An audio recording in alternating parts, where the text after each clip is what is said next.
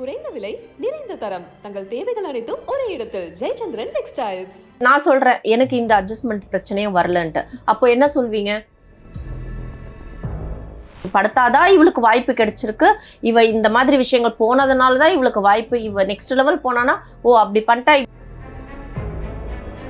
நான் வந்தா ஹீரோயினா தான் வரணும், நான் வந்து அந்த கதைக்கு பெரிய எல்லா சீன்லயும் நான் இருக்கணும், நிறைய எனக்கு சம்பளம் கொடுக்கணும் அப்படின்னு ஆசைப்பட்டீங்கன்னா உங்க மேல ஆசைப்படுற சில ப்ரொடியூசரும் வரலாம், சில டைரக்டரும் வரலாம்.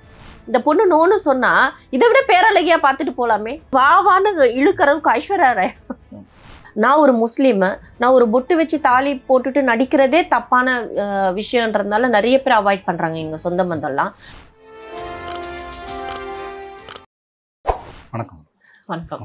இப்போ என்ன ப்ராஜெக்ட் பண்ணிட்டு இருக்கீங்க? இப்போ விஜய் டிவி பொன்னி பண்ணிட்டு இருக்கேன். இப்போ நம்ம நேரடி விஷயத்துக்கு வந்துடலாம். வந்து மலையாள சினிமாவில் வந்து பெண்கள் எதிர்கொள்கிற பிரச்சனைகள் சம்பந்தமாக வந்து விசாரணைக்காக வந்து ஹேமா கமிஷன் அமைக்கப்பட்டது. அவங்க அந்த அறிக்கை இப்போ வெளியே வந்திருக்கு. வந்து சினிமா இண்டஸ்ட்ரியில் ஒரு பெரிய பிரளயத்தையே உருவாக்கி இருக்குது. வந்து அது சம்பந்தமாக தொடர்ந்து செய்திகள் வந்துக்கிட்டே இருக்கிறத நீங்கள் பார்த்துருப்பீங்க. வந்து என்ன நினைக்கிறீங்க அதை பற்றி? இப்போ லைனாக எல்லா கம்ப்ளைண்ட் வருது, ஒரு பக்கமாக ஒரு நடிகையாக அறிக்கை கொடுத்துட்டே இருக்காங்க, அவங்கவுங்க எக்ஸ்பீரியன்ஸ் சொல்லிட்டு இருக்காங்க, இந்த மாதிரி அட்ஜஸ்ட்மெண்ட்னு. அதனால மக்கள் என்ன நினைக்கிறாங்க, இந்த இண்டஸ்ட்ரியே இப்படிதான், அதுவும் மலையாள இண்டஸ்ட்ரி இப்படிதான், இதுதான் அப்படின்ற மாதிரி ஒரு விஷயம் நினைக்கிறாங்க.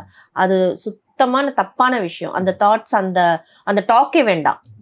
இந்த இண்டஸ்ட்ரி வந்து ரொம்ப புனிதமான ஒரு கலர்ஃபுல்லான ஒரு என்டர்டைன்மெண்ட்டான ஒரு விஷயம். இதுக்குள்ள வரதுக்கு நிறைய பேர் ஆசைப்படுறாங்க. நாங்க இங்க இருக்கோம், எங்களுக்கு தெரியும் இதுக்குள்ள இருக்கிற பிளஸ் என்ன மைனஸ் என்ன, இதோட கஷ்ட நஷ்டங்கள் என்ன இருக்கு, நம்ம எப்படிலாம் டிராவல் பண்றோன்றது எங்களுக்கு தெரியும். எங்களோட எக்ஸ்பீரியன்ஸ் நான் அவங்க வெளிப்படையா நம்ம பேசினாலும் நான் சொல்றேன் எனக்கு இந்த அட்ஜஸ்ட்மெண்ட் பிரச்சனையே வரலன்ட்டு. அப்போ என்ன சொல்வீங்க? ஓ நீங்க வெளிப்படையா பேசிட்டா உங்களுக்கு வாய்ப்பு கிடைக்காது, அதனால நீங்க வெளிப்படையா பேச மாட்டேங்கிறீங்க அப்படின்னு சொல்லுவாங்க.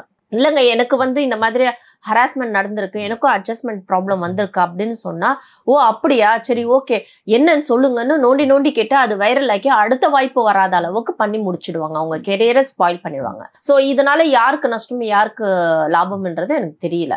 பட் நான் சொல்ல வர்றதுன்னா இந்த இண்டஸ்ட்ரி மட்டும் கிடையாது, ஃபீமேல் மேல் இருக்கிற எல்லா இடத்துலையும் எல்லா இண்டஸ்ட்ரியிலும் நடக்க வேண்டிய விஷயம். சில நபர் சில விஷயங்கள் சில தப்பான விஷயங்கள் அப்ரோச் பண்றதுனால அந்த இண்டஸ்ட்ரியை வந்து தப்பா சொல்றது அர்த்தமே கிடையாது. ஒரு வீட்டுல ஒருத்தர் வந்து சரியில்லைன்னா அந்த தெருவில் இருக்க அத்தனை பேரையும் வந்து அந்த தெருவே நல்லது இல்ல, சக்கடை பிடிச்சா அந்த கன்றாவியான தெரு அது, அந்த தெருக்குள்ள யாரும் போவாதீங்க, அங்க இருக்கிற ஆம்பளைங்களே சரியில்லை, பொம்பளைங்க ஜாக்கிரதையா போங்கன்னு நோட்டீஸ் போட போறீங்க இல்லையே. அந்த வீட்டுல இருந்தா அந்த வீட்டோட பிரச்சனை தான், அந்த பர்சனல் அந்த குடும்பத்தோட முடியுது, அந்த தெருவே நாரடிக்க மாட்டீங்க நீங்க. அதே மாதிரிதான் இந்த இண்டஸ்ட்ரி. ஒரு சில பேர் ஒரு சில டைரக்டர் ஒரு சில ப்ரொடியூசர் பண்ற மிஸ்டேக்கால ஹோல் இண்டஸ்ட்ரியா வந்து தப்பா பேசுறீங்க. மலையாளம் மட்டும் கிடையாது, சினி உலகமே இந்த மாதிரி இருக்கு, சினி ஃபீல்டே இந்த மாதிரி கேவலமான விஷயங்கள் போயிட்டு இருக்கு. அட்ஜஸ்ட் பண்றது கம்பல்சரி இருக்குன்னு, கம்பல்சரி இருந்துச்சுன்னா இத்தனை லேடிஸுங்க ஒர்க் பண்றவங்க எல்லாருமே அட்ஜஸ்ட்மெண்ட்ல தான் ஒர்க் பண்றாங்களா? இல்லையே. என்ன மாதிரி நிறைய கேர்ள்ஸ் வந்து இதுக்குள்ள இண்டஸ்ட்ரிக்குள்ள இருக்காங்க. நான் ஒரு முஸ்லீமு, நான் ஒரு பொட்டு வச்சு தாலி போட்டுட்டு நடிக்கிறதே தப்பான விஷயம்ன்றதுனால நிறைய பேர் அவாய்ட் பண்றாங்க எங்க சொந்த பந்தம்லாம். இதையும் மீறி இந்த ஸ்ட்ரகிளுக்கு மீறி நான் உள்ள போய் ஒர்க் பண்றேன்னா அதுல நான் நர்சிங் படிச்சிருக்கேன், அந்த நர்சிங்ல வராத இன்கம் இதுக்குள்ள எனக்கு வருது. இந்த இன்கம் வச்சு நான் என் குடும்பத்தை நான் பார்க்க முடியுது. ஸோ எனக்கு நான் செலக்ட் பண்றேன், எனக்கு என்ன திறமை இருக்கு, என்னால என்ன பண்ண முடியும், அது நான் தான் செலக்ட் பண்ணணும். நான் என்னோட கெரியர் நான் தான் பார்க்கணும். அங்க நடக்கிற விஷயங்கள் ஒரு ப்ராஜெக்ட்ல ஒரு மிஸ்டேக் நடக்குதுன்னா அதுக்கு மீறி ஒரு சில பேர் நபர்கள் இருக்காங்க, அவங்க கிட்ட சொல்லி அதை ஸ்டார்ட் பண்ணலாம், இல்ல அதுல இருந்து வெளியே வந்துடலாம். இது போய் குத்தது கொடையுது ஐயோ அப்பான்னு சொல்லிட்டு ஒரு இடத்துல போய் நின்று கத்துறது பிரயோஜனமே கிடையாது. இந்த வாவ் தமிழாலே முன்னாடி நான் பேசியிருக்கேன், இதனால நிறைய எனக்குள்ள ஒரு சர்ச்சைகள் வந்தது, என்னுடைய குற்றச்சாட்டு வந்தது, வைரல் ஆயிடுச்சு. அவ்வளோ மில்லியன் கணக்குல ட்விட்டர்ல அதுல இதுல எல்லா மீடியாலையும் வைரல் ஆச்சு. யார் அந்த நடிகர் யார் அந்த நடிகர், இது மீறியும் எனக்கு வாய்ப்புகள் வந்த வண்ணமா இருந்துச்சு. ஸோ அந்த வாய்ப்புகள் கொடுத்தவங்களும் ஒரு ஆண்கள் தான். எனக்கு கொடுத்த டைரக்டர் மேனேஜர் இபி சேனல் இவங்க எல்லாம் எனக்கு வாய்ப்பு கொடுத்துருக்காங்க. இந்த பொண்ணு இந்த மாதிரி வைரலா பேசுறா, இந்த மாதிரி உளறி இருக்கா, இந்த மாதிரி தப்பான விஷயம், இதை நம்ம கூட்டு வந்து உட்கார வச்சா நம்ம பேருக்கு இடம் அப்படின்னு நினைக்கலையே. இந்த மாதிரி நீங்க நினைக்கிற இந்த மலையாள இண்டஸ்ட்ரி மேல வந்து இருக்கிற கேவலமான கண்ணோட்டத்தை வச்சு நீங்க பார்க்க போனா அதே இடத்துல நானும் இருக்கேன். மலையாளத்துல எல்லாம் தமிழ்ல இருக்கேன், எல்லா சினி ஃபீல்டும் ஒண்ணுதான், லாங்குவேஜ் தான் வேற வேற. ஸோ இந்த ஃபீல்டில் நான் இருக்கும்போது இந்த மாதிரி கேவலமான மனுஷங்கள் உள்ள இருக்காங்க நீங்க நினைக்கிறீங்கன்னா எனக்கு வாய்ப்பே கொடுத்துருக்க மாட்டாங்களே. ஒரு சில பேர் தப்பான நபரா சுத்திக்கிட்டு இருக்காங்க. ஆனா எல்லாரையும் தப்பா பேசுறது நான் ஏத்துக்கவே மாட்டேன், அக்செப்ட் பண்ணவும் மாட்டேன். ஏன்னா அந்த இடத்துல நான் இருக்கேன், எனக்கு தெரியும். என் கூட நடிக்கிறவங்க அண்ணனாவும் பாக்குறவங்களா இருக்காங்க, அப்பாவும் பாக்குறவங்க, நல்ல ஒரு நண்பனா பாக்குறவங்க இருக்காங்க. ஏதாவது ஒரு சான்ஸ்னா கண்ணா நீ இது பண்றியாடா அப்படின்னு கேட்கறவங்க மத்தியில தான் நான் வாழ்ந்துட்டு இருக்கேன். எனக்கு என் வீட்டுல ஆண் துணை இல்லைன்னா கூட வெளி உலகத்துல நிறைய ஆண் துணைகள் எனக்கு இருக்காங்க. சினிஃபில் தப்பு, சினிஃபில் அட்ஜஸ்ட்மெண்ட், படுத்தாதான் இவளுக்கு வாய்ப்பு கிடைச்சிருக்கு, இவ இந்த மாதிரி விஷயங்கள் போனதுனாலதான் இவளுக்கு வாய்ப்பு, இவ நெக்ஸ்ட் லெவல் போனானா ஓ அப்படி பண்ணிட்டா இப்படி பண்ணிட்டா, இந்த டாக்கே வேண்டாம். அட்ஜஸ்ட்மெண்ட்ன்றது எல்லா இடத்துலயும் இல்லை, ஒரு சில இடத்துல இருக்கு. நானும் நிறைய இன்டர்வியூல சொல்லியிருக்கேன், உப்மா கம்பெனில இருக்குதான். ஒரு பொண்ணு வர வைக்கணும், அதை உட்கார வைக்கணும், அவளை கன்வின்ஸ் பண்ணணும், அவளை அட்ஜஸ்ட்மெண்ட் கொண்டு வரணும், அந்த ப்ரொடியூசருக்கு கொடுக்கணும், அதனால டைரக்டருக்கு ஒரு வாய்ப்பு கிடைக்கணும். இது இந்த ப்ராஜெக்ட் நெக்ஸ்ட் லெவல் போகாது, இந்த அட்ஜஸ்ட்மெண்ட்டோடய முடிஞ்சிடும். அவங்க ஒரு உருப்படியா ஒரு மூவி கூட எடுக்க மாட்டாங்க, அப்படியே எடுத்தாலும் அது பாதியில நின்று போயிடும், அதுவும் முழுசா எடுத்தாலும் ரிலீஸ் ஆகாது. ஸோ அந்த மாதிரி ஒரு மூவி உப்மா கம்பெனின்னு சொல்லி தள்ளப்படுது. அந்த இடத்துல போய் மாட்டிக்காதீங்க. ஒரு பப்ளிக்ல இந்த பிஹேவியர் நடக்காது, மேக்ஸிமம் டீசெண்டாக தான் நடந்துப்பாங்க. அந்த மாதிரி ஒரு நபரோட நீங்கள் மீட் பண்ணியிருந்தீங்க, இந்த மாதிரி குற்றச்சாட்டு வைக்கிறீங்கன்னா அந்த நபர் பப்ளிக்கில் எந்த மிஸ்டேக்கும் பண்ணியிருக்க மாட்டார். ஒரு தனிப்பட்ட இடத்துல தான் கூப்பிட்டுருப்பாங்க, அப்ரோச் பண்ணியிருப்பாங்க. அந்த இடத்துக்கு நீங்கள் ஏன் போகணும், அந்த இடத்துல ஏன் நிற்கணும்? இப்போ என்னையே ஒரு ஆடிஷன் கூப்பிட்றாங்கன்னா எங்கே இருக்க ஆஃபீஸ் தான் நான் கேட்பேன். அதையும் மீறி ஒரு காஃபி ஷாப்போ இல்லை அங்கே இங்கேன்னு சொன்னால் நான் யோசிப்பேன். சரி, காஃபி ஷாப் ஓகே, ஒரு பப்ளிக் இருக்கிற இடம். இதே ஒரு ஹோட்டல் ரூம் புக் பண்ணிட்டு அங்க நிறைய நடிகர்கள்லாம் வராங்க, நீங்களும் வாங்கன்னு சொன்னா நான் அந்த இடத்துல அவாய்ட் பண்ணிப்பேன். ஏன்னா அது பிரைவசியான இடம். அந்த இடத்துல போயிட்டு நம்ம நின்று பேசி அவரை நம்மளை பேட் டச் பண்ணி அதை வெளியே போய் பேசி அது கம்ப்ளைண்டா மாறி எதுக்கு வேஸ்ட்? அந்த நாள் ஏன் நம்ம வீணாக்கணும்? அதுக்கு நம்ம ரெஸ்ட் எடுத்துட்டு போயிடலாமே, மறுநாள் நம்ம ஃப்ரெஷ்ஷா நம்ம ஷூட்டுக்கு போய் அட்டன் பண்ணலாம். ஸோ தேவையில்லாத அன்வான்டான விஷயங்கள்லாம் கொஞ்சம் மெச்சூரிட்டி நீங்களே வளர்த்துக்குங்க. எந்த இடத்துலையும் ஒரு தனிப்பட்ட ஒரு பிரைவசியான இடத்துல ஆடிஷன் மீட்டிங் கொடுக்காதீங்க. அதுலேருந்து நீங்கள் வெளியே வரலாம், அந்த பிரச்சனைலேருந்து நீங்கள் வெளியே வரலாம். அதையும் மீறி உங்களை அப்ரோச் பண்ணுறாங்கன்னா எஸ் ஆர் நோ. ஏன்னா சில பேர் சில நடிகைகள் ஒத்துக்கவும் செய்கிறாங்க, வேண்டாம்னு சொல்கிறாங்க, நோன்னு சொல்கிறவங்க இருக்காங்க, எஸ்ன்னு சொல்கிறவங்க. அவங்க தனிப்பட்ட கருத்து, அவங்க தனிப்பட்டோட கமிட்மெண்ட், அவங்களோட பர்சனல். இது தப்பு இது ரைட்டுன்னு நம்ம சொல்கிறதுக்கு ஏதாவது ரைட்ஸ் இருக்கா? இந்த இண்டஸ்ட்ரிக்குள்ள ஒரு சில பேர் ஒரு சில நபர்கள் பண்ணுறாங்க தான், செய்கிறாங்க தான், அப்ரோச் வரதான் செய்யும். அது சினி ஃபீல்டில் மட்டும் கிடையாது, எல்லா ஃபீல்டிலும் இருக்கு. அதை நாம பாதுகாப்பாக நாம பெண்கள் நாம பாதுகாப்பாக இருக்கிறதா நம்ம பொறுப்பு இருக்கு. அவ்வளோதான். நீங்கள் சொன்ன மாதிரி இது எல்லா ஃபீல்டுகள்லையும் இருக்க தான் செய்து அது சினி ஃபீல்ட்லேயும் எல்லாரும் பண்ணுறது இல்லை, ஒரு சிலர் தான் பண்ணுறாங்க அப்படிங்கிறதையும் சொன்னீங்க. இது எப்படி கண்டுபிடிக்கிறது, அவங்க எப்படி அப்ரோச் பண்ணுவாங்க, எப்படி இதிலிருந்து நம்ம விளைவிக்கிறது அப்படின்னு என்ன சொல்லுவீங்க? ஒரு ஒழுக்கமாக ஒரு ஆஃபீஸ் எடுத்து ஒரு ரெண்ட் கொடுத்து அங்கே கூப்பிட்டு ப்ராப்பராக அவங்க ரெஜிஸ்டர் பண்ணி அவங்க ப்ராப்பராக ஒரு ஆடிஷன் நடத்தினா மட்டும்தான் நாம் அங்கே அட்டண்டன்ஸே கொடுக்கணும். மற்றபடி இல்லைங்க ஊரில் இருக்குது எங்கள் ஆஃபீஸில், எங்கள் நேட்டிவ் அங்கே தான் நாங்கள் ஷூட்டிங்லாம் எடுக்கிறோம், இங்கே நாங்கள் தங்கியிருக்கோம், ஹோட்டல் பிடிச்சி தங்கியிருக்கோம், நாங்கள் இங்கே தான் ஆடிஷன் எடுக்கிறோம், நீங்கள் இங்கே வாங்கன்னா கொஞ்சம் யோசிக்கணும். அந்த இடத்துல போகிறத நம்ம அவாய்ட் பண்ணணும். இல்லை எப்படியாவது நம்ம நடிச்சாகணும், எப்படியாவது நம்ம ஃபெமிலியர் ஆகணும், எனக்குன்னு ஒரு இன்கம் வேணும், ஸோ எப்படி வேணாலும் நான் இருந்து நடிச்சிடுவேன், ஃப்ரேம் ஆயிடுவேன் அப்படின்னு நினைக்கிறவங்க எப்படி வேணாலும் போங்க, தப்பு இல்லை, அது உங்களுடைய விருப்பம்.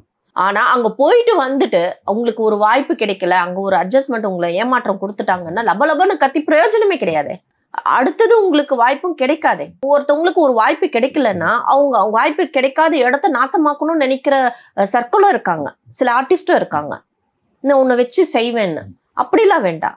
அவங்க ஜென்யூனா அவங்க ஒரு கம்ப்ளைண்ட் கொடுத்தாங்க, அவங்க போல்டா கொண்டு அந்த இடத்துல நிக்க வச்சிருக்காங்க, அவங்களுக்கு நடந்தது ஃபேக்ட், அதுதான் நடந்துச்சா அப்படின்னா அதுக்கு நியாயம் கொடுக்க கோர்ட் இருக்கு. நீங்கள் சொன்னீங்க மேடம், சில உப்மா கம்பெனிகள் அப்படிங்கிறது சொன்னீங்க, சில அப்ரோச் இதுவும் அவங்க புதுசாக ப்ராஜெக்ட் வரும்போது அந்த மாதிரி இது போக ஷூட்டிங் ஸ்பாட்லேயே அணுகிறவங்க இருக்காங்க. உதாரணமாக இப்போ நீங்களே கூட உங்களுக்கு மெசேஜ் அனுப்புறதை பற்றி சொல்லியிருந்தீங்க. அது மாதிரி பார்த்தீங்கன்னா இப்போ ரேவதி சம்பவத்தை சொல்கிறாங்க, ஷூட்டிங் ஸ்பாட்லேயே அவங்க போயிட்டு வரும்போது அவர் சூர்யா பின்னாடி கட்டி பிடிச்சிட்டார் அப்படின்னு சொல்கிறாங்க. ஸோ அவங்க எந்த விதமாக அப்ரோச் பண்ணுவாங்க, அதை கண்டுபிடிச்சி எப்படி விலகிறது? அவங்க அப்ரோச் பண்ணுறாங்கன்னா பேசுவாங்க, ஃபர்ஸ்ட் ஆஃப் ஆல் பேசி பார்ப்பாங்க. நம்மளோட ஸ்மைலிங்கும் நம்ம அக்செப்ட் பண்ணுற விதமும் பார்த்துட்டு இவங்க நம்ம தனியாக கூப்பிட்டா வருவாங்களா அப்படின்றது ஒரு சில விஷயங்கள் நம்ம நூல் போட்டு பார்க்குறது எல்லாமே எல்லா ஆண்களையும் சொல்லலை. சில ஆண்கள் ஒரு மென்டாலிட்டி இருக்கும்ல, நல்ல சாரீ கட்டிட்டு ஹோம்லியாகவும் நிற்கிறவங்க கேரக்டரும் இருப்பாங்க, ரொம்ப கிளாமராக பண்ணிக்கிட்டு ட்ரெஸ்ஸிங் அப்படி இப்படி விலகி போய் நிற்கிறவங்களும் இருக்காங்க. அது கேரக்டர், அந்த கேரக்டரில் அப்படி தான் இருக்கணும்னா அப்படி தான் இருக்கணும், வேற வழி இல்லை. ஸோ அந்த கேரக்டர் தான். இப்போ கிளாமராக ஒரு கேர்ள் நடிக்கிறாங்கன்னா அந்த பொண்ணு அப்படிதான் அப்படின்றது நினைக்கக்கூடாது. சில மென் அவங்க யாருமே வந்து எந்த பொண்ணும் ஒரு மென்னோட பார்வை நம்ம மேல தப்பா வருதா, ஒரு ரெஸ்பெக்டோட வருதான்றது நமக்கு தெரியும். நாம எல்லாம் கடந்து வந்திருப்போம். சில பேட் டச், குட் டச், எல்லா விஷயங்களும் நமக்கு தெரியும். நம்ம 2 பேர் பேசிட்டு இருக்கும் போதே என் பின்னாடி யாராவது என்னையே ஃபோக்கஸ் பண்ணாங்களா, எனக்கு அந்த உணர்வு இருக்கும். யாரும் நம்மள வாட்ச் பண்ற மாதிரி இருக்கே அப்படின்றது. அப்படி ஒன்றும் வெள்ளந்தில்லாம் கிடையாது. எனக்கு தெரியாது அவங்க அப்படி பேசுவாங்க, இவங்க பேசுவாங்க சொல்றது சுத்த பொய். எனக்கு தோணுச்சு, அன்னைக்கு எனக்கு மெசேஜ் வரும்போது தோணுச்சு, எனக்கு பேசும்போது தோணுச்சு, அவாய்ட் பண்ணிட்டேன். எஸ்னா போகலாம், நோனா அவாய்ட் பண்ணிக்கலாம். அது என்னுடைய தனிப்பட்ட கருத்து. நான் அந்த இடத்துல நோ, வெளியே போயிட்டேன், முடிஞ்சது, அதோட முடிஞ்சது, கிளியர். நான் இதை எடுத்துட்டு போயிட்டு கம்ப்ளைண்ட் பண்ண, இதுக்கு மேல எந்த பொண்ணுங்களுக்கும் இந்த மாதிரி வரக்கூடாது, நடக்கக்கூடாது அப்படின்னு சொல்றத சுத்தமா நடக்காத விஷயம். அது ஒரு இடத்துல தட்டிக்கிட்டு ஒரு இடத்துல ஒரு நபர்கிட்ட இருந்து நம்ம வந்து ஒரு விஷயத்த பல பேருக்கு காது பட அசிங்கப்படுத்திட்டோம்னா அது முடிஞ்சிடுமா? எல்லா ஆண்களுக்கும் ஒரு பயம் உண்டாக்கும். இந்த பொண்ணை தொட்டா அந்த பொண்ணு மாதிரி பண்ணிடுவாளோன்ற ஒரு பயம் இருக்கும். ஆனாலும் அப்ரோச் இருக்குமா இல்லையா? அதையும் மீறி அந்த அப்ரோச்ல சில பேர் போகாம இருப்பாங்கன்னு நீங்க நினைக்கிறீங்களா? பண்ணதான் செய்வாங்க. சில பேரோட கமிட்மெண்ட், சில பேரோட சூழ்நிலைகள் இருக்கலாம். அது தப்புன்னு சொல்லவும் முடியாது, ரைட்டுன்னு சொல்ல முடியாது. அது நம்மளுக்கு ரைட்ஸே கிடையாது. அது அவங்களோட தனிப்பட்ட கருத்து.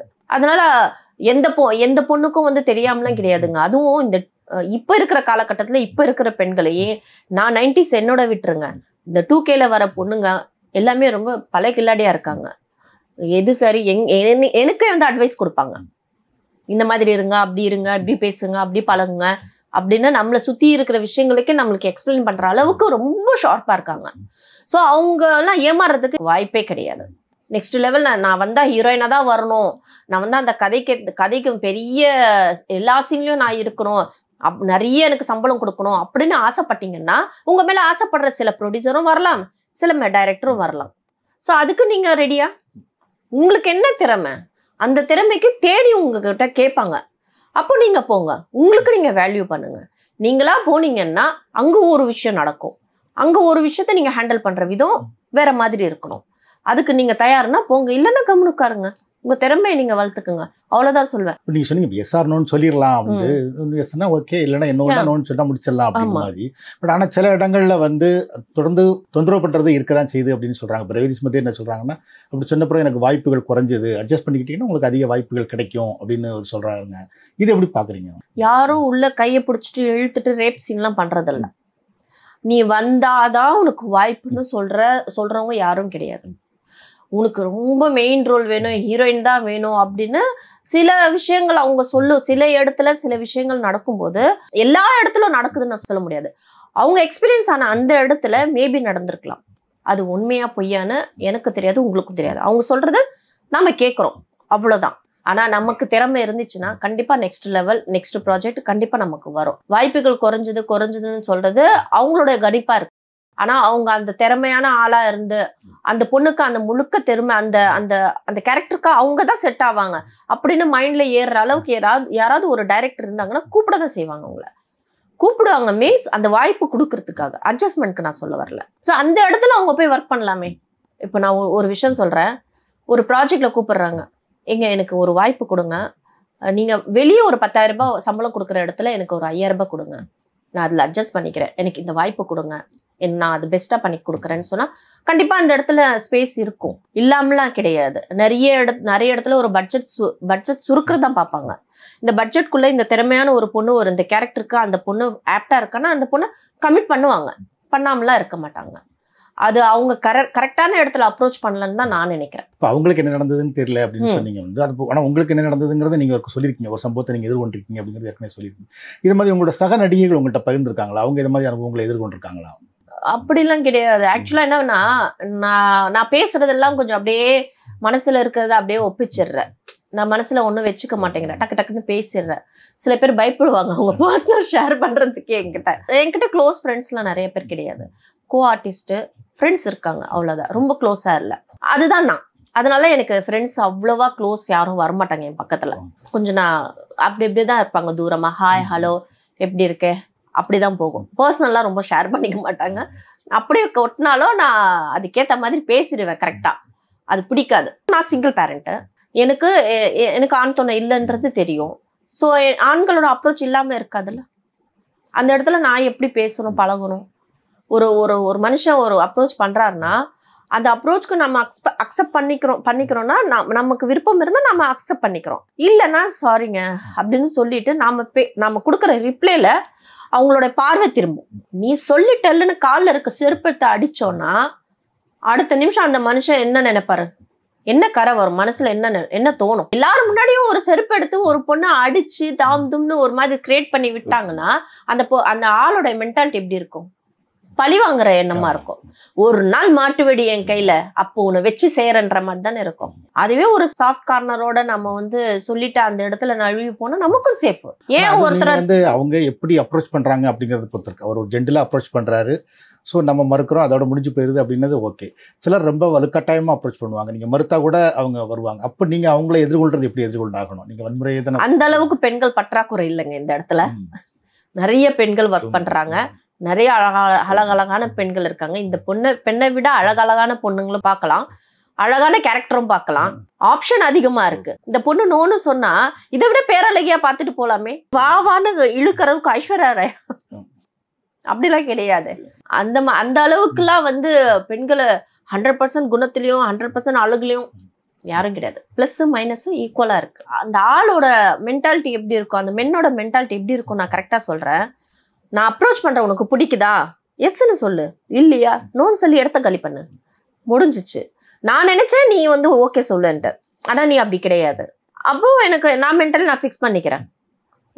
உன் ஸ்பேஸ்க்கு வேற ஒருத்தையும் நான் கேட்கவோ இல்லை உரிமையான இடத்துல எனக்குன்னு ஒரு பெண் இருக்கா அவகிட்ட நான் அப்ரோச் பண்ணிக்கிறேன். ஏதோ ஒரு மென்டாலிட்டியோட மைண்ட் மாறிடும். அதை விட்டுட்டு அந்த பொண்ணு தான் வேணும் வேணும் வேணும்னு நோண்டிக்கிட்டு இருக்கிற காலகட்டம் போயிடுச்சு. ரொம்ப ரேர் பீப்புள் தான். மென்ன ரொம்ப மோசமான பார்வையில பார்க்கவே வேண்டாம். மோசமான ஆண்கள் இருக்காங்க. இதோ ஹாஸ்பிட்டல்ல ஒரு டாக்டர் கேவலமான முறையில் ரேப் பண்ணாங்க.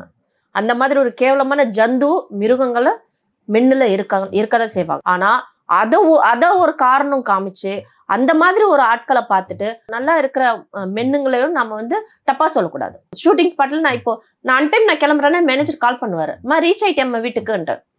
அவரும் மென்னு தானே. ஸோ நாம அந்த ஹாஸ்பிட்டல் நடந்த அந்த ரேப்ல காரணமான அந்த மிருகத்துக்கும் அந்த மென்னுக்கும் டிஃப்ரெண்ட் இருக்குல்ல, அந்த டிஃப்ரெண்ட் பாருங்கன்னு தான் சொல்றேன். அப்படியா இருப்பாங்கன்னு சொல்லி ரியாக்ட் பண்ண வேண்டாம். அந்த மிருகமா இருப்பான்னு ரியாக்ட் பண்ண வேண்டாம் எந்த பொண்ணும். அப்ரோச்ன்றது ஒரு ஹார்மோன் ப்ராப்ளம் தான். ஒரு மென்னு ஒரு பொண்ணு கிட்ட பேசுறது அப்ரோச்னா ஹார்மோன் ப்ராப்ளம். அவங்க குணத்துல இருக்கிற சில மைனஸ், அதை நம்ம கரெக்ஷன் கொடுக்கலாம். அது நம்ம பெண்களோட கையில தான் இருக்கு. அந்த குணம், அந்த பேசுற தன்மை எல்லாமே பெண்கள்கிட்ட இருக்கு, நம்ம கையில இருக்கு. ஒரு ஆண் மிருகம் ஆகுறதுக்கும் ஒரு ஆண் நமக்கு சகோதரனா பாக்குறதுக்கும் அப்பாவா பாக்குறதுக்கும் நம்ம பார்வையில, நம்ம பேச்சுல, நம்ம உடையில எல்லாமே இருக்கு. அதை நாம கரெக்டா நம்ம ஃபாலோ பண்ணி அதுக்கும் மீறி ஒரு மிருகம் ஆகுறா ஒரு ஆணுன்னா அவன் மிருக குணம், மனுஷன் கிடையாது. அப்படிப்பட்ட ஆளுக்கு தண்டனை நிச்சயம் கிடைக்கணும். அந்த வெளிநாட்டுல பண்ற துபாய் அந்த மாதிரி, சவுதி ஏரியா அந்த மாதிரி நடு ரோட்ல தொங்க விடுவாங்க. அந்த மாதிரி லெவல்ல தண்டனை கொடுத்தாலும் பிரச்சனை இல்லை. ஆனா மென்ன மட்டும்தான் நம்ம பேசணும்னு அவசியம் இல்லைங்க. சில பெண்களும் கேவலமான ஜந்துங்கள் இருக்கதான் செய்யறாங்க. அதுதான் நான் ஆண்களை மட்டும் நான் குறை என்னைக்குமே சொல்ல மாட்டேன். சில பெண்களும் அதுக்கு ஈக்குவலா இருக்காங்க. ஆணுக்கு நிகர் பெண்ணுன்னு சொல்ற கருத்து